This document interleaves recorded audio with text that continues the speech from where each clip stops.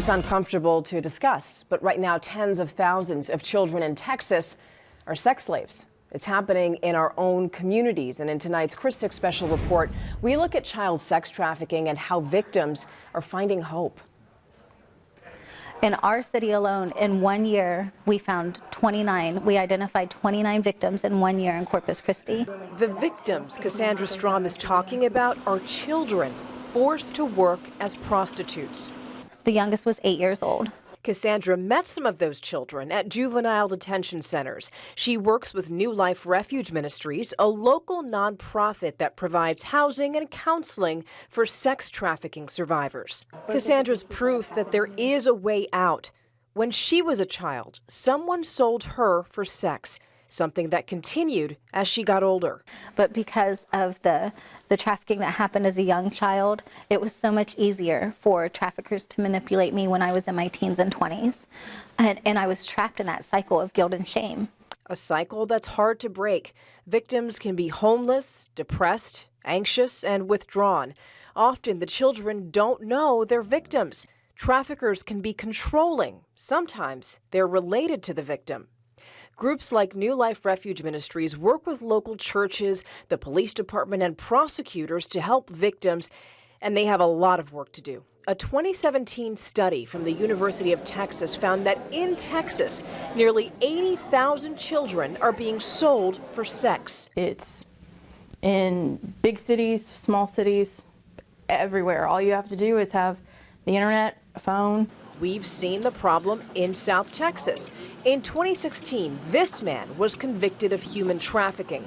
Yvonne Miles brought a 15-year-old girl to Corpus Christi, advertised her online for sex, and set her up with customers at a hotel on SPID. And last October, Barry Meeks was sentenced to 32 years in prison. His crime? Forcing 2 teen girls from the Valley to sleep with 200 men in Corpus Christi. Michelle Putman with the Nueces County District Attorney's Office helped prosecute both men. Technology makes it so much easier to exploit children. Michelle's talking about websites like Backpage.com. It's a classifieds website similar to Craigslist where people make arrangements to buy, sell things, or meet up. But sometimes it's a hub for online child sex trafficking, and people who answer the ads do so at their own risk.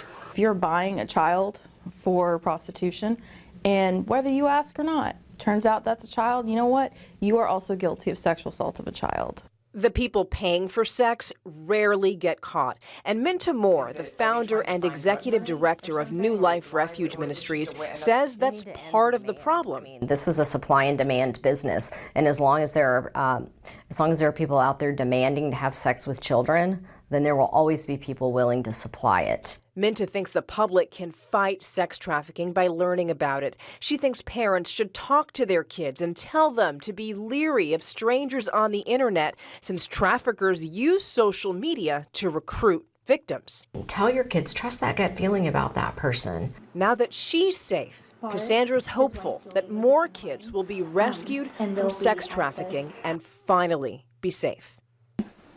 I know that if we join forces together, if this community will really join together, get educated, start sharing the information that's available about trafficking, if we'll really put our money where our mouth is, we can make a difference. We can end this.